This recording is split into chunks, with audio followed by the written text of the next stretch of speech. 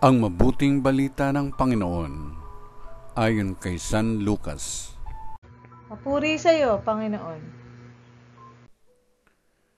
Noong panahong iyon, tinanong ni Jesus ang kanyang mga alagad ng patalinhaga, maaari bang maging taga-akay ng bulag ang isa ring bulag? Kapwa silang mahuhulog sa hukay kapag ginawa ang gayon. Walang alagad na higit sa kanyang guro. Ngunit kapag lubusang naturuan, siya'y magiging katulad ng kanyang guro. Ang tinitingnan mo'y ang puwing ng iyong kapatid, ngunit hindi mo pinapansin ang tahilan sa iyong mata.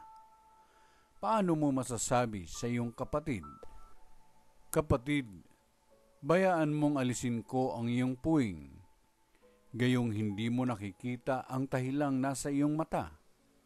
Mapagpaimbabaw, alisin mo muna ang tahilan sa iyong mata at makakikita kang mabuti. Sa gayoy, maalis mo ang puwing ng iyong kapatid. Walang mabuting punong kahoy na namumunga ng masama, at walang masamang punong kahoy na namumunga ng mabuti. Nakikilala ang bawat punong kahoy sa pamamagitan ng kanyang bunga, sapagkat hindi nakapipitas ng igos sa puno ng aroma at di rin nakapipitas ng ubas sa puno ng dawag.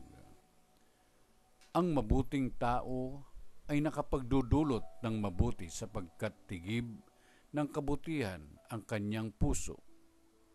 Ang masamang tao ay nakapagdudulot ng masama sapagkat puno ng kasamaan ang kanyang puso.